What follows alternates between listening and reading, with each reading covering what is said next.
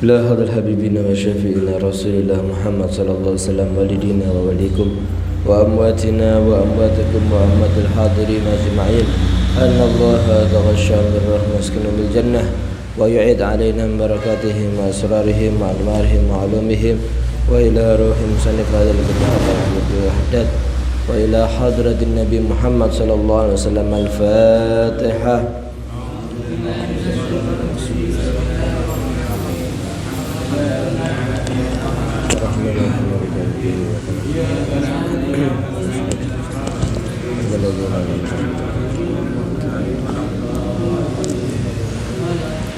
Bismillah, alhamdulillah, wassalatu wassalamu ala rasulillah Sayyidina wa maulana Muhammad ibni Abdillah wa ala alihi wa sahbihi wa man walah wa la hawla wa la quwwata illa billah, amma ba'd. Subhanaka la ilma lana illa ma 'allamtana innaka antal alimul hakim. Rabbi shrah li sadri wa yassir li amri wahlul 'uqdatam min lisani yafqahu qawli. Segala puji kita panjatkan kepada Allah Subhanahu wa taala. Di awal bulan Sya'ban ini kita ditakdir dapat memakmurkan waktu-waktu kita dengan hal-hal yang bermanfaat dalam mencari ilmu yang diridhai oleh Allah Subhanahu wa taala. Salawat dan salam semoga tercurah kepada Nabi Muhammad sallallahu alaihi wasallam beserta seluruh keluarga, para sahabat dan orang-orang yang memperjuangkan agama Rasulullah sallallahu alaihi wasallam.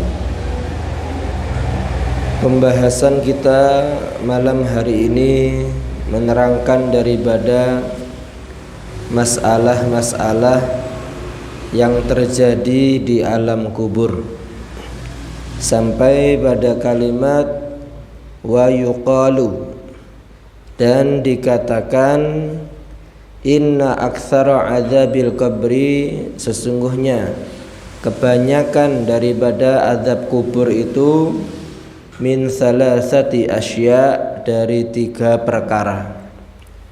Banyak orang yang disiksa di alam kubur dengan 3 hal ini. Yang pertama al-ghibatu, yaitu menggunjing keburukan orang lain sesama muslim. Yang kedua wan namimatu, yaitu adu domba, provokasi, menjual omongan satu orang kepada orang lain dengan tujuan terjadi pertengkaran, permusuhan dan sebagainya. Yang ketiga waqilatut tahaffudzi minal baul, sedikit menjaga kesucian daripada kencing. Banyak orang-orang ketika habis kencing tidak tuntas di dalam menyelesaikan bersucinya. Ada yang di pinggir jalan tanpa membersihkan dengan air.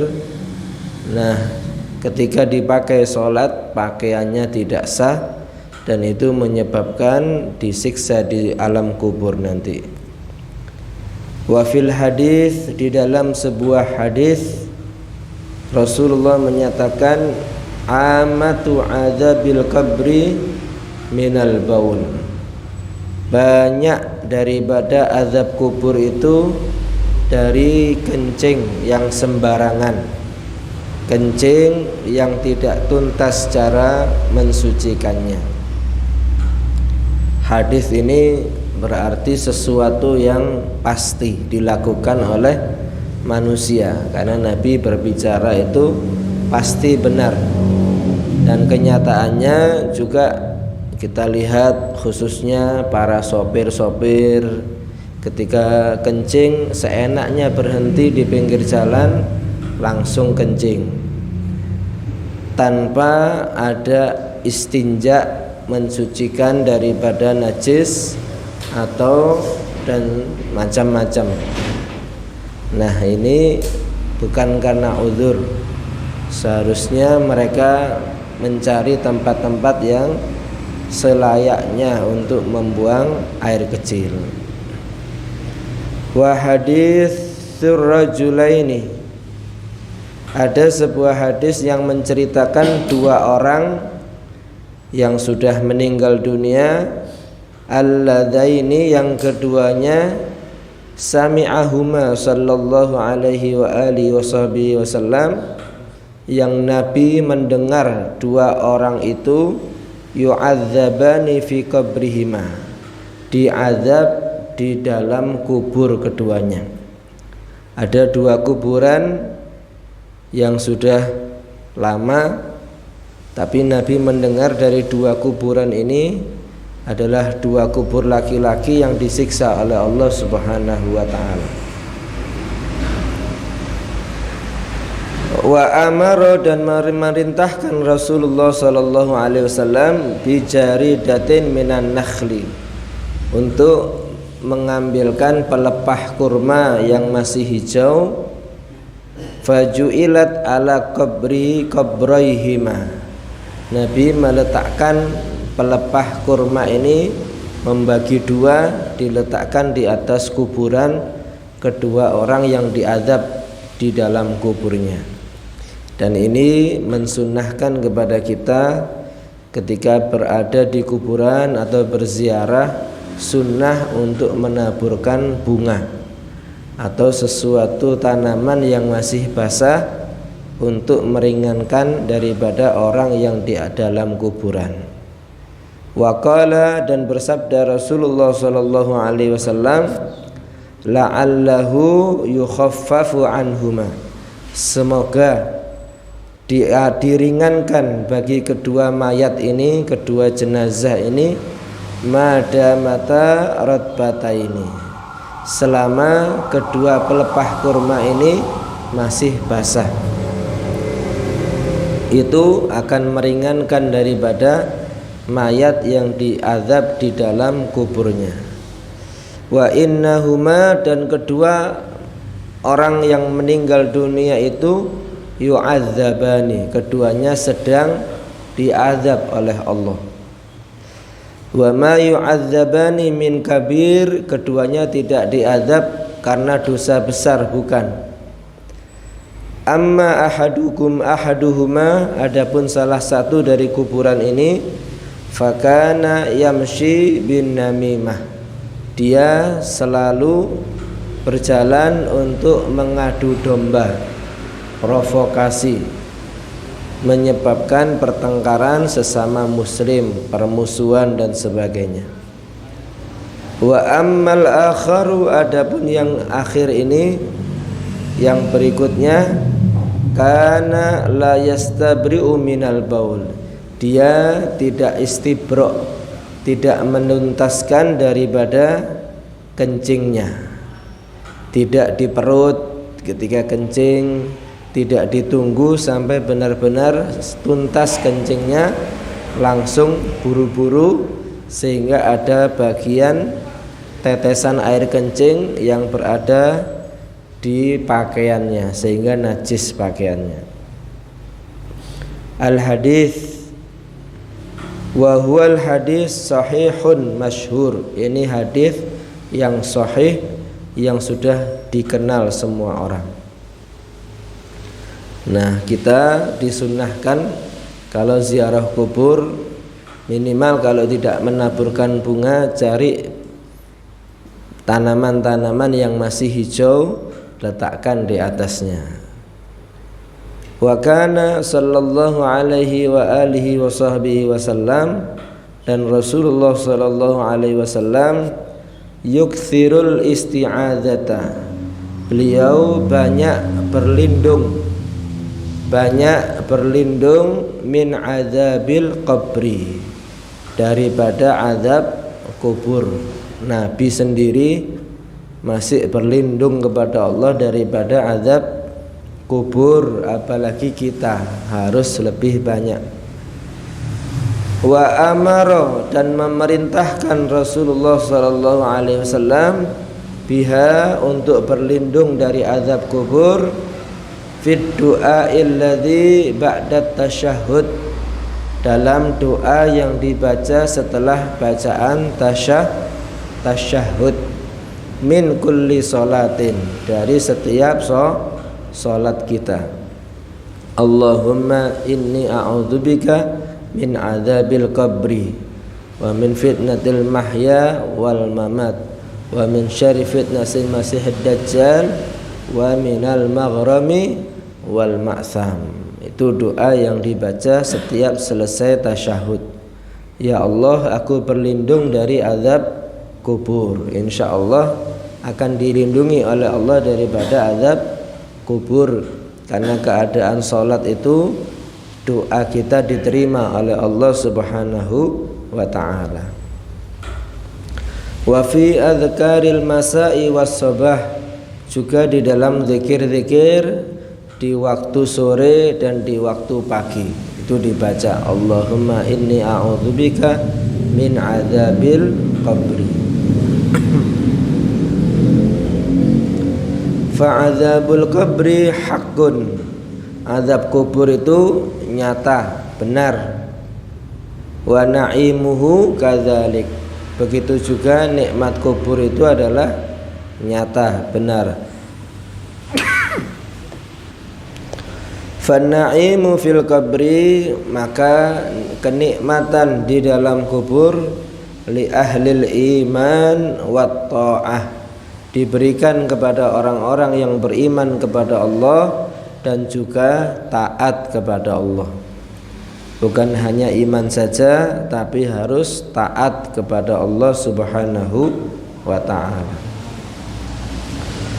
Wal azabu fil qabri, azab di dalam kubur itu li ahlil kufri wan nifaq, diberikan kepada orang-orang yang kufur, yang tidak menyembah Allah, wan nifaq, dan orang-orang munafik, wal fujuri wal maksiyah, orang-orang yang fujur dan orang-orang ahli maksiat. Fujur itu orang yang biadab, orang yang zalim, itu namanya fujur. Di alam kubur akan mendapatkan azab, siksa dari Allah Subhanahu wa ta'ala. Wa kullun minal fariqaini, setiap daripada dua macam manusia ini yang mendapatkan nikmat dari Allah, yang mendapatkan azab dari Allah, yatafawatuna, berbeda-beda tingkatannya, fin na'imi wal azab, dalam nikmat ataupun di dalam azab Allah, tafawutan katsiran, dengan perbedaan-perbedaan yang banyak. Ala hasabi tafawutihim, atas ukuran perbedaan mereka, fi ma kanu alaihi fid dunya, di dalam apa-apa yang mereka lakukan di atas alam dunia. Semakin banyak amal ibadahnya, ketaatannya, semakin nikmat alam kuburnya. Semakin zalim, semakin banyak dosanya, semakin keras siksaan Allah di alam kuburnya. Min mujibatin na'imi was thawab, daripada hal-hal yang mewajibkan nikmat Allah dan pahala dari Allah, au mujibatil azab wal iqab, atau yang mewajibkan mendapatkan azab dan siksa dari Allah Subhanahu wa ta'ala. Ghaira, selain anna ta'alluqa na'imil qabri, sesungguhnya hubungan nikmat kubur, au azabihi, atau azab kubur, bil arwahi, itu lebih dominan dengan ruh yang merasakan nikmat di alam kubur atau siksa di alam kubur. Seperti kita gambarkan kemarin, jika orang itu tidur mimpi dikejar anjing misalkan, yang merasakan letih itu bukan badan kita, tapi yang merasakan letih itu ruh kita. Seolah-olah kita ngos-ngosan, ya, nafasnya tersengal. Tapi badan ini tidak terasa berat, tapi ruh kita merasakan berat. Atau ketika kita mimpi dipukuli orang, badan kita tidak ada luka, tidak memar, tapi nyawa kita, ruh kita merasakan sakit semua. Nah, begitu pula di alam kubur ini yang dominan merasakan azab itu bukan badan kita. Yang merasakan nikmat juga bukan badan tapi ruh. Nah, tapi juga ada pula orang yang diazab itu juga badannya sampai gosong, badannya juga menjadi terbakar dan sebagainya. Ada yang juga merasakan dua-duanya, tapi yang dominan adalah ruhnya. Wa wuqu'uhu 'alaiha, dan terjadinya azab atau siksa pada ruh ini aktsara, lebih banyak, wa azharu, dan lebih nyata, min ta'alluqihi bil ajsam, daripada pengaruhnya terhadap jisim badan kita. Pengaruh kepada ruh lebih dominan, lebih nyata daripada pengaruh kepada badan. Wa wuqu'uhu 'alaiha, dan terjadinya pengaruh kepada badan, ma'a annahuma, beserta keduanya, akni ar-ruh wal jisim, yaitu ruh dan badan ini, yashtarikani, keduanya juga bisa merasakan, bersekutu, fi na'imil qabri au azabi, dalam nikmat kubur atau azab kubur. Kadang-kadang memang orang yang mati itu bertahun-tahun digali kuburannya masih utuh badannya, bahkan lebih panjang rambutnya tumbuh, seolah-olah dia masih hidup di alam kuburnya. Nah, itu kadang-kadang juga ada yang merasakan seperti itu. Wa fil mas'alati, dalam masalah ini, apakah yang dominan itu ruh atau jasad atau kedua-duanya, iskalun, ini masih masalah yang rumit, tidak bisa dijelaskan. Wa ikhtilafun, dan perbedaan pendapat para ulama. Ada yang menyatakan dominan ruhnya, ada yang menyatakan ya dua-duanya. Buktinya ada yang badannya ini seperti terbakar. Nah, berarti badannya juga merasakan. Ini masih khilaf, masih ada pertentangan pendapat. Wal haqqu, yang benar adalah menurut Al-Imam Abdullah Al-Haddad, fiha, di dalam masalah ini, ma dzakarnahu, yaitu yang telah kami terangkan, min ishtirakir ruh wal jisim, yaitu ada persekutuan saling merasakan antara ruh dan juga jasad manusia di alam kubur. Fi na'imil qabri, dalam merasakan nikmat kubur, wa adzabihi, dan azab kubur, insyaallahu ta'ala. Ini masalah yang sulit dipahami, tapi harus diimani. Yang paling penting apa? Nah, ini wa mimma yanfa'ullahu bihil mayyit fi qabrihi, daripada apa-apa yang Allah memberikan manfaat kepada mayat di dalam kuburnya.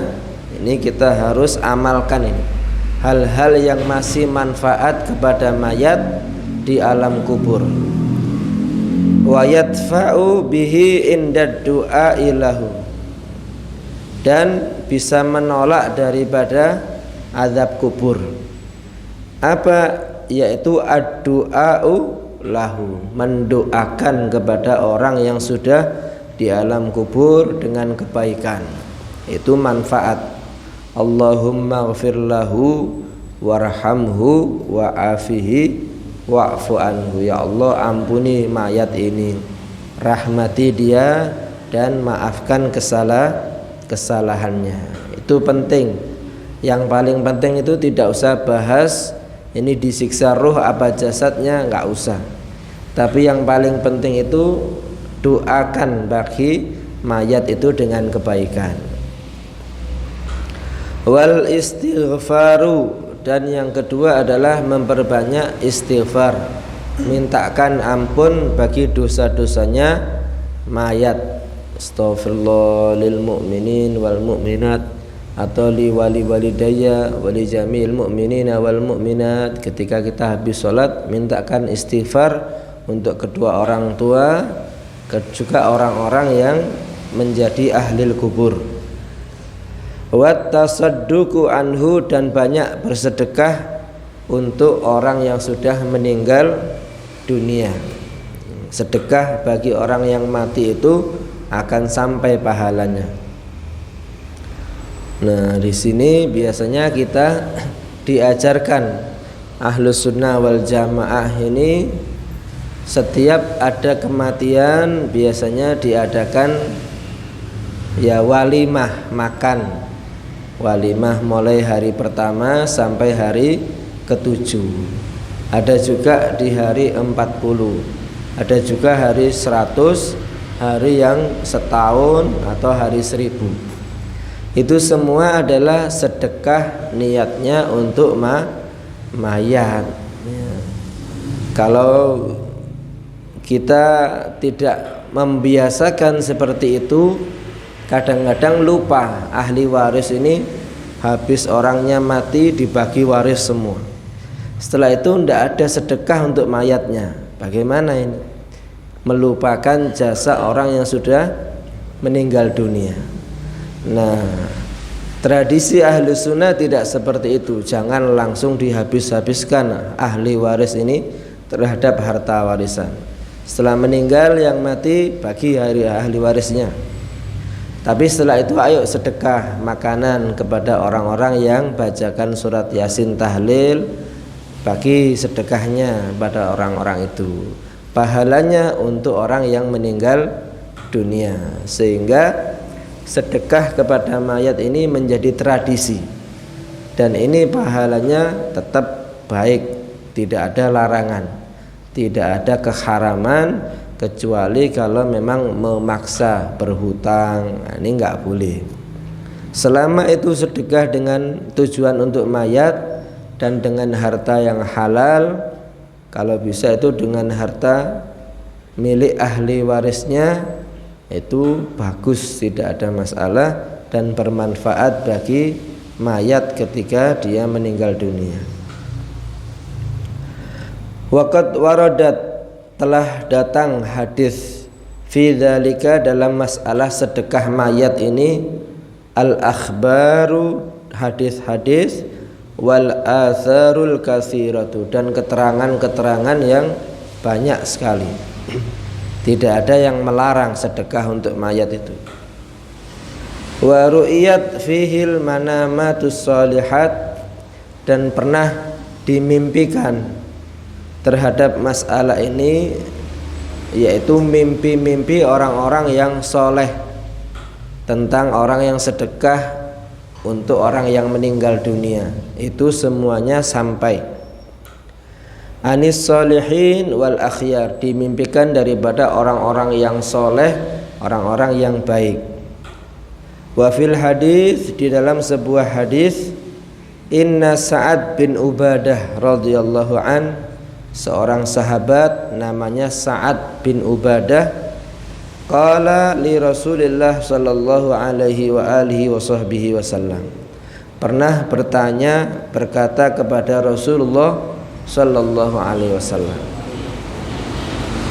inna ummi, sesungguhnya ibu saya, in falatat nafsuha, sudah lepas nyawanya, sudah meninggal dunia. Dia menyatakan, ya Rasulullah, ibu saya sudah meninggal dunia. Walau takallamat, seandainya ibu saya itu masih bisa ngomong ketika dia di atas dunia itu, la tasaddaqat, beliau itu memang senang untuk sedekah, ingin sedekah. Seandainya ibu saya itu ngomong ke saya, ayo sedekah buat saya, sedekah kamu untuk saya yang meninggal dunia. Tanya kepada Rasulullah, fahal yanfa'uha, apakah bermanfaat kepada ibu saya ya Rasulullah, an atasaddaqu anha, kalau saya sedekah atas nama ibu saya ini. Qala alaihi salam, menjawab Rasulullah sallallahu alaihi wasallam, na'am, ya, manfaat, bagus untuk almarhumah ibu kamu. Fahafara bi'ran, maka Sa'ad bin Ubadah ini bersedekah dengan cara menggali sebuah sumur untuk umum. Sumur itu kalau di Arab sangat penting. Airnya ini bisa dipakai untuk minum, bisa dipakai untuk menyirami kebun-kebun kurma, hewan-hewan ternak, dan itu pahalanya selalu mengalir. Sepanjang sumur itu diambil airnya, setiap itu dia mendapatkan pahala. Kepada ibunya juga dapat, kepada dirinya juga mendapatkan pahala jariyah. Hadhihi an ummi, qala, dan berkata Sa'ad bin Ubadah, hadhihi, sumur ini, an ummi Sa'ad, pahalanya untuk ibunya Sa'ad, ibunya dia sendiri. Al hadis. Jadi kalau kita punya rezeki, punya keluarga yang sudah meninggal dunia, jangan lupa sedekah untuk orang yang sudah meninggal dunia. Kalau nggak bisa banyak, minimal makanan.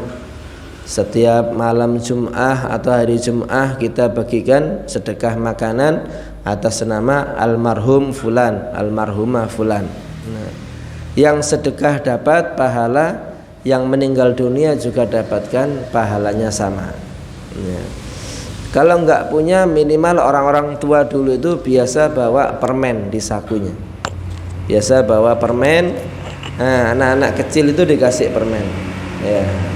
Sedekah untuk orang tua saya, sedekah untuk almarhum fulan. Setiap hari atau setiap hari Jum'ah biasanya. Sedekah makanan kalau sekarang mulai tren. Kalau ada rezeki yang pahalanya rutin mengalir untuk masjid, untuk musholla, untuk majelis taklim dan sebagainya, itu pahalanya lebih lama dapatnya.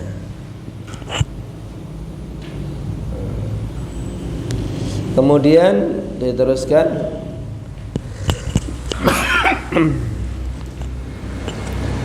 wa qala rajulun, berkata seseorang,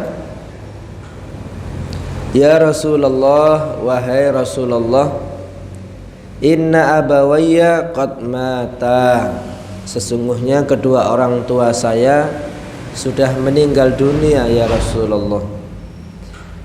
Fahal baqiya syai'un, apakah masih tersisa sesuatu, abirruhuma bihi, yang masih saya bisa berbakti kepada kedua orang tua saya dengan hal-hal itu ya Rasulullah. Qala, maka menjawab Rasulullah sallallahu alaihi wasallam, dan ini harus kita amalkan. Arbaun, ada 4 yang masih bisa dilakukan meskipun kita mendapati orang tua sudah meninggal dunia, masih kita berbakti kepadanya. Yang pertama, ad-du'a'u lahuma, mendoakan kebaikan kepada kedua orang tua. Rabbana ighfir lana wa liwalidina warhamhuma kama rabbauna shighara. Jangan lupa mendoakan supaya orang tua diampuni dosa-dosanya oleh Allah Subhanahu wa taala. Wal istighfaru, dan juga istighfar untuk orang tua yang sudah meninggal dunia. Kemudian wa infadhu ahdihima, dan menunaikan janji-janji orang tua, menunaikan janji-janji niat-niat orang orang tua. Misalkan orang tua dulu ingin kalau punya uang ziarah kemana. Kalau kita punya uang, kita ziarah, niat ziarah untuk orang tua saya. Apalagi kalau kita ingin, orang tua ingin umrah, ingin haji, kalau kita punya uang, laksanakan haji untuk orang tua, haji badal untuk, atau umrah badal untuk orang tua kita. Itu termasuk bakti kepada orang tua. Atau apapun yang diinginkan orang tua selama hidupnya belum bisa dilaksanakan. Nah, ini kita usahakan kita bisa melaksanakan untuk bakti kita kepada orang tua kita. Wa birru asdiqaihima, dan berbuat baik kepada teman-teman, sahabat-sahabat, keluarga kedua orang tua kita. Kalau orang tua kita dulu berteman dengan seseorang, hendaknya kita juga saling menyambung pertemanan itu. Jangan sampai kita membenci, karena mereka adalah orang-orang yang disenangi orang tua kita. Dan di alam kubur orang tua itu masih melihat kepada teman-temannya, oh masih dibagusi sama saudara kita, anak-anak kita, apalagi dengan keluarga. Wasilatur rahim, yang keempat masih menyambung rahim. Rahim itu kandung, ya, sesama kandung kita dengan adik kandung, kakak kandung, ataupun rahmin atau silaturahim dengan keluarga, itu tetap allati la tusilu illa biwasitatihima, yang tidak bisa sambung kecuali dengan perantara kedua orang tua kita. Yang kandung dengan kita, yang serahim dengan kita, jangan sampai terputus, ya. Orang lain boleh datang pergi, teman kita kadang datang kadang pergi, kita pindah rumah, datang teman baru, pergi teman lama, dan sebagainya. Cuman keluarga ini, mereka jangan sampai terlepas dari kita. Adik, kakak, saudara kita jangan sampai terlepas hubungan silaturahmi antara saudara sekandung, karena itu sangat menyakiti orang tua kita, ya. Kita ingat dulu waktu kecil, orang tua kita itu mesti mengumpulkan seluruh anak-anaknya, yang kakaknya dipanggil, adiknya dipanggil, untuk diberikan jatah uang saku, dikasih jatah makan bersama-sama. Kadang-kadang lebaran juga dikasih jatah bersama-sama. Itu menyenangkan, menggembirakan hati orang tua. Maka di waktu besar pun jangan sampai menyakiti orang tua gara-gara rebutan warisan, sehingga adik dan kakak ini tidak menyapa, memutuskan silaturahmi, jangan. Atau gara-gara masalah sepele, kadang-kadang istrinya bertengkar antara istri kakaknya, adiknya, sehingga ikut-ikutan pecah hubungan silaturahmi antara adik dan kakak, antara satu kandung. Ini sangat menyakiti hati orang tua kita yang ada di alam kubur. Hendaknya kita jaga silaturahmi. Dengan cara apa? Banyak mengalah. Banyak kita ini merelakan hak-hak kita demi menjaga hubungan silaturahim dengan saudara-saudara kita. Supaya apa?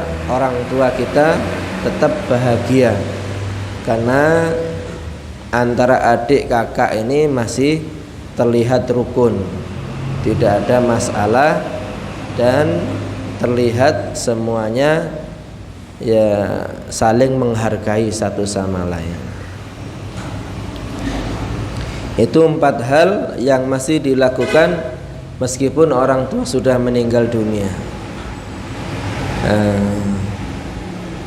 Satu lagi, wa ruwiya anhu alaihi salatu wassalam, diriwayatkan dari Rasulullah sallallahu alaihi wasallam sebuah hadis, laulal ahya'u, seandainya bukan karena orang-orang yang masih hidup ini, bukan karena seperti kita-kita ini, lahalakatil amwatu, benar-benar orang-orang yang sudah mati itu akan celaka, akan disiksa oleh Allah Subhanahu wa ta'ala.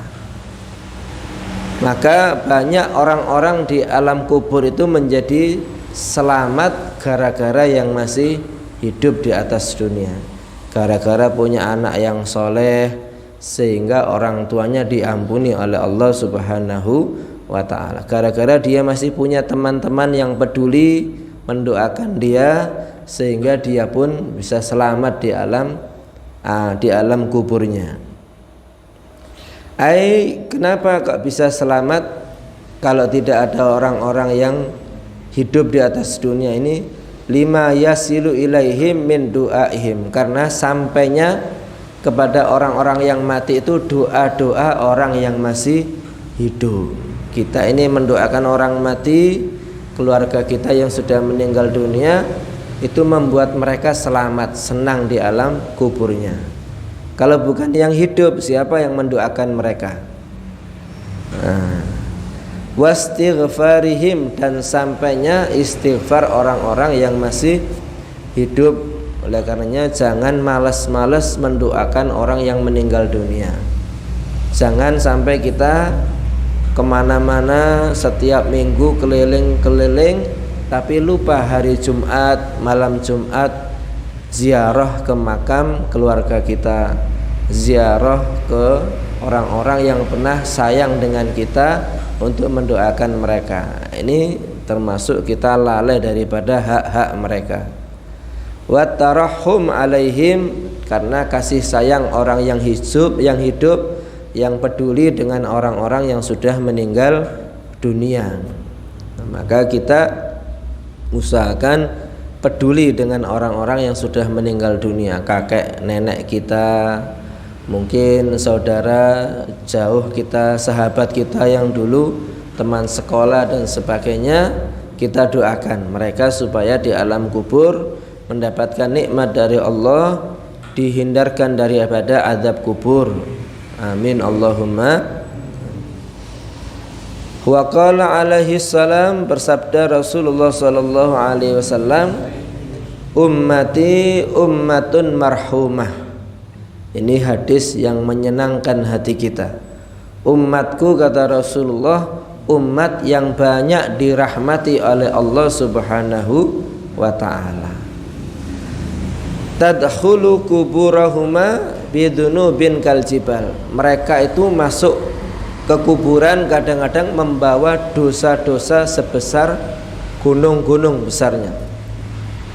Iya, banyak maksiat di atas dunia ini, suka menyakiti orang lain, perasaan orang lain, macam-macam dosa-dosanya banyak sekali. Wa takhruju minal kubur, tapi dia nanti ketika di hari kebangkitan keluar dari alam kubur, waqad ghufira laha, sudah diampuni dosa-dosanya oleh Allah Subhanahu wa ta'ala. Ini termasuk luar biasa. Masuk ke alam kubur banyak dosa, padahal di alam kubur nggak bisa lagi istighfar kita, nggak bisa lagi sholat, nggak bisa lagi menyesal, nggak bisa. Tapi diampuni dosanya oleh Allah Subhanahu wa ta'ala. Kenapa itu? Bistighfaril ahya lil amwa, sebab istighfarnya orang-orang yang masih hidup seperti anak-anaknya, sahabat-sahabatnya kepada orang-orang yang sudah meninggal dunia. Al-hadis ini menyenangkan kepada hati kita bahwa kita itu pasti ada harapan diampuni oleh Allah Subhanahu wa ta'ala. Ya. Sebesar apapun dosa kita, selama kita masih punya teman-teman yang peduli, masih memiliki anak-anak yang soleh yang mendoakan kepada orang tuanya, harapan besar dosa-dosa kita diampuni oleh Allah Subhanahu wa ta'ala. Sehingga tugas kita di dunia ini hanya yang pertama, cari teman-teman yang soleh, cari sahabat-sahabat yang peduli mendoakan sahabatnya ketika mereka sudah meninggal dunia. Di Al-Quran itu Allah Subhanahu wa ta'ala memuji golongan para tabi'in kepada yang selalu mendoakan kepada orang-orang yang meninggal lebih dahulu, yaitu para sahabat Rasulullah.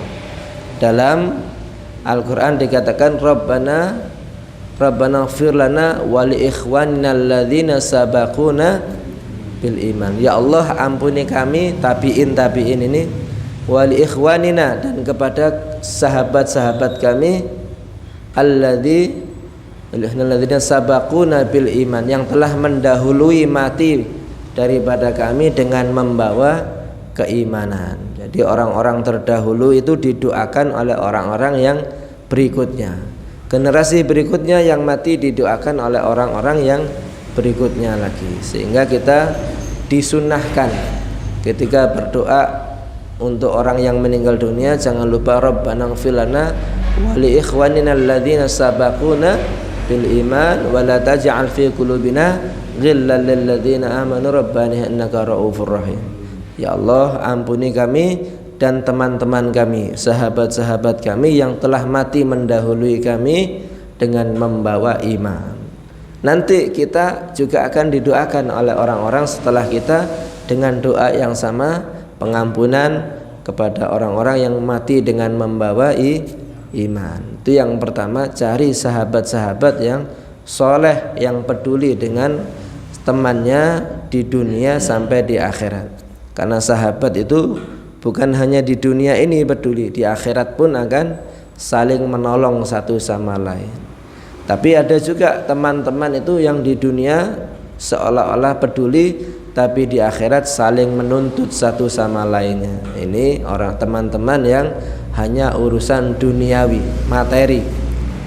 Kurang 1 rupiah di dunia dia diam, tapi di akhirat akan dituntut haknya di hadapan Allah Subhanahu wa ta'ala. Jauhi orang-orang yang urusan materi duniawi, jangan dimasukkan hati kita.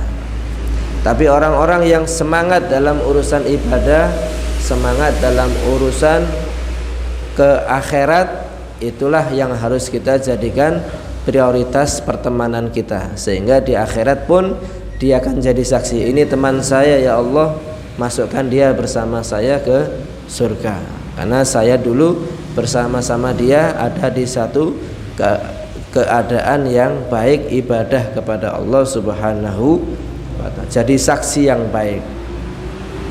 Yang kedua, harus memiliki generasi-generasi anak-anak yang soleh, yang mendoakan kepada orang tua.